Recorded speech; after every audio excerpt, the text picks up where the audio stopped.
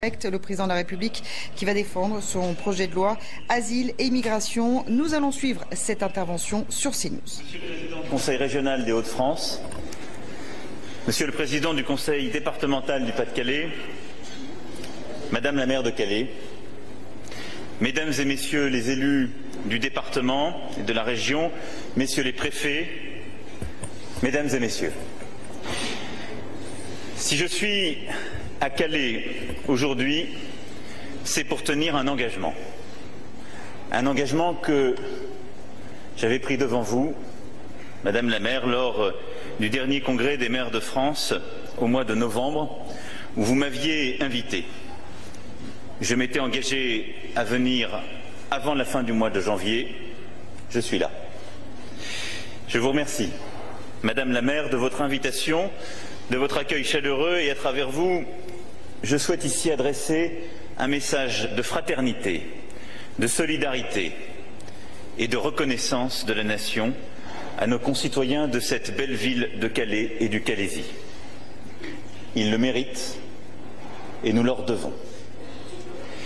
Je pourrais, comme le général de Gaulle en 1959, évoquer l'exemplarité de votre ville, sa contribution décisive à l'intégrité et à l'unité de notre pays, et le lourd sacrifice consenti des deux guerres mondiales. Je pourrais, comme François Mitterrand en 1983, évoquer le dur labeur des habitants de Calais et leur participation éminente au développement de la France. Permettez-moi tout simplement de rendre hommage également à leur courage et à leur générosité, et de vous assurer que l'État sera toujours à leur côté, à vos côtés, pour continuer à développer un territoire en pleine transformation et qui a tant donné au pays. Un territoire qui dispose d'indéniables atouts, un territoire qui doit absolument changer d'image pour voir pleinement restaurer toute son attractivité économique et touristique. C'est notre responsabilité collective, et je sais, Monsieur le Président du Conseil régional, cher Xavier Bertrand, que la région est très impliquée avec l'État, les élus locaux et le monde économique dans cette transformation. Je sais combien vous y êtes impliqués et combien vous attendez de nous dans un contexte ouvert par le Brexit et décisif pour la région. Nous serons là, pas simplement à l'écoute de la région, mais en soutien de celle-ci, de son attractivité et de son action économique. C'est un territoire où le mot cohésion sociale revêt un sens tout particulier, avec des acteurs locaux très impliqués. Monsieur le Président du Conseil départemental, cher Jean-Claude Leroy. Et je me trouve ici devant vous 2 jours avant le sommet franco-britannique. Et il était essentiel, d'une part, que je vienne au contact des réalités que vous vivez depuis plusieurs mois, plusieurs années, pour pouvoir en tenir justement et en tirer toutes les conséquences, et évoquer dans 48 heures, avec Theresa May, plusieurs des éléments que nous devons améliorer dans notre gestion commune. Mieux gérer la question des mineurs isolés, renforcer la coopération policière à Calais et avec les États d'origine et de transit, débloquer des fonds pour soutenir les projets importants pour le développement du Calaisis. Ce seront les 3 points que nous porterons dans 48 heures dans le dialogue que nous aurons avec nos amis britanniques. Je souhaite que ce déplacement soit l'occasion d'évoquer les enjeux et les défis que nous devons relever ici, dans un contexte qui certes a profondément changé, et j'y reviendrai, mais qui depuis des années est celui d'une pression migratoire forte. Et je suis venu ici pour tenir un langage de vérité. La longue histoire de Calais et du Calaisis est tout entière inscrite dans sa géographie. Calais est un double passage. Le passage entre la Manche et la mer du Nord et le détroit qui sépare de 32 km environ la France et l'Angleterre. D'ici, chacun peut voir, à peu de choses près, les côtes d'en face. Les missions pour lesquelles l'État œuvre à Calais sont connues. Protéger la frontière, garantir les passages légaux des hommes et des marchandises entre la France et la Grande-Bretagne et assurer la sécurité des personnes et des biens. Parmi ces dernières, un enjeu fondamental est d'assurer la sécurité des deux infrastructures majeures qui relient la France à l'Angleterre, le tunnel sous la Manche et le port de Calais, pour le contrôle de la frontière avec la Grande-Bretagne, pour la sécurisation de Calais et pour la protection de ses habitants dans le respect de nos engagements internationaux. Regardons les chiffres, ils sont là, ils disent tout. En 2017, sont passés par Calais, via les navettes d'Eurotunnel et les ferries, plus de 4 millions de véhicules légers, plus de 3,5 millions de camions et plus de 30 millions de voyageurs. Un quart du commerce britannique passe par Calais, et Calais est le premier port de voyageurs d'Europe.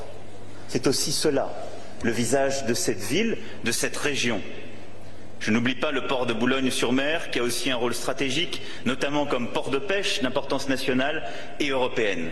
Cela montre combien cette région ici est inscrite dans le passage, l'échange et une histoire européenne dans laquelle elle est irrémédiablement ancrée. Et c'est ce positionnement qui a aussi conduit à une pression migratoire toute particulière. Calais connaît depuis 20 ans des phases de pression migratoire, de reflux et à nouveau des arrivées de migrants qui ont cru ou parfois croient encore pouvoir franchir clandestinement la frontière avec nos voisins britanniques.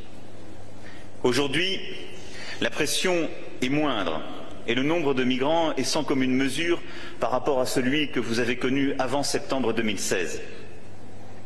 Si des dizaines de milliers de migrants sont passés ici au cours des 20 dernières années, c'est d'abord parce que le Royaume-Uni était leur destination finale. Qu'ils soient réfugiés, exilés ou migrants économiques, la même détermination les pousse vers les îles britanniques, parce qu'ils y ont de la famille, des amis, un réseau communautaire pour les accueillir, ou peut-être parfois un projet professionnel ou d'études. Dans une large majorité des cas, les migrants présents à Calais ne souhaitent souvent pas rester en France. Pour eux, notre pays n'est qu'un lieu de passage, comme l'ont été tant de pays avant nous. Mais ce qui ne devait être qu'un passage se transforme en impasse, souvent en profonde détresse, car la frontière est fermée aux franchissements illégaux. Aussi, je veux revenir ce matin devant vous, d'abord sur cet ordre public républicain que nous devons pleinement assurer ici à Calais, pour le présent et le futur. Ensuite, sur l'accueil, que nous avons profondément transformé dans la région, pour faire face aussi à nos devoirs. Et je veux dire quelques mots de notre politique d'asile et d'immigration et de l'avenir du Calaisis. Je l'ai dit, Calais, de par sa géographie, sa place, et cette terre de passage qui est devenue une impasse pour des milliers de femmes et d'hommes qui ont parfois passé des mois, des années à travers cette route qui les a menés loin de leur pays. Chacun doit le savoir. Tout est fait pour que le passage illégal vers le Royaume-Uni ne soit pas possible. Calais n'est pas une porte d'entrée dérobée vers l'Angleterre. Et je veux être ici très clair. Cela continuera à être le cas. En aucun cas, nous ne laisserons ici se constituer ou se développer des filières illégales. En aucun cas, nous ne laisserons ici se reconstituer une jungle ou une occupation illégale du territoire. C'est pourquoi je veux m'adresser d'abord aux forces de l'ordre, mais également aux services de l'État et vous dire ce que j'attends dans ce contexte de vous. Je veux d'abord vous exprimer les remerciements et la reconnaissance de nos concitoyens, de Calais et d'ailleurs, pour le travail que vous effectuez jour après jour, nuit après nuit. Travail remarquable mais peu connu, parfois décrié, souvent caricaturé. Les approximations sur votre action à Calais, parfois les mensonges, souvent les manipulations, ne visent au final qu'un seul but: mettre à mal la politique mise en œuvre par le gouvernement. Il faut donc faire œuvre de pédagogie, décrire méthodiquement, je le ferai dans le détail, vos missions et dans quelles conditions vous les effectuez. Et je veux le dire ici très clairement. La France est une république. Il y a un président de la République.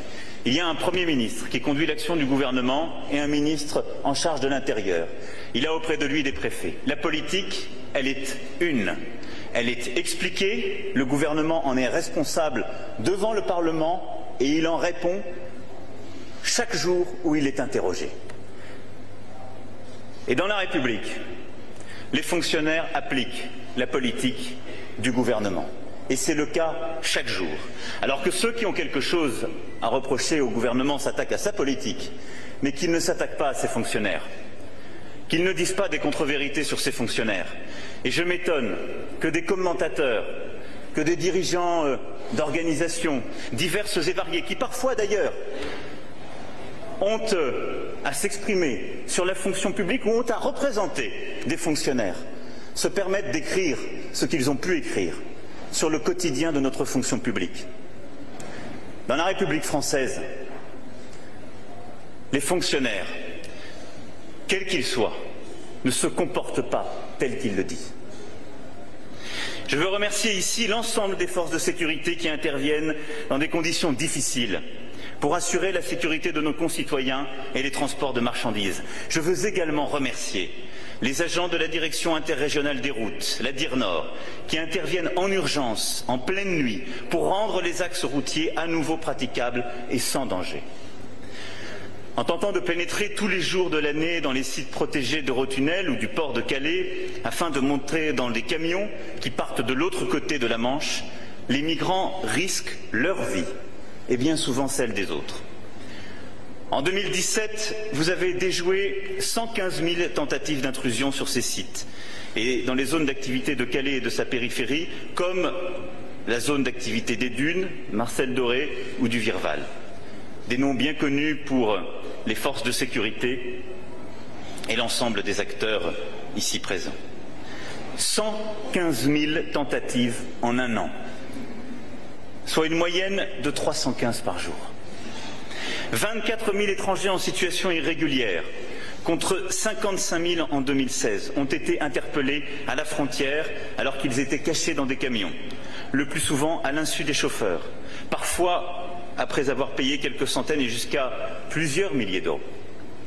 Une économie souterraine du passage clandestin vers la Grande-Bretagne s'est développée, organisée par des filières de passeurs structurés, souvent violentes, et qui n'hésitent pas à exploiter les migrants en faisant des marchandises.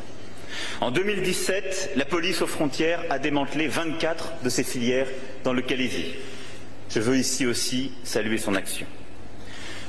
Les forces de l'ordre sont mobilisées, comme je le disais, et le jour et la nuit, y compris dans les zones les plus obscures où il faut intervenir entre 3 heures et 4 heures du matin, où des opérations de maintien de l'ordre sont assurées par les CRS, les escadrons de gendarmerie ou les effectifs de police du commissariat de Calais. On compte, durant ces opérations, plusieurs blessés dans vos rangs, 24 parmi les CRS et 2 parmi les policiers de Calais, le plus souvent par jet de projectiles lors de ces contrôles. Les forces de l'ordre doivent également faire face à des modes opératoires que l'on ne rencontre nulle part ailleurs en France. Je pense notamment aux barrages érigés la nuit, afin de ralentir les camions montés dans les remorques. Le nombre de barrages sur les routes qui mènent au port de Calais a très nettement baissé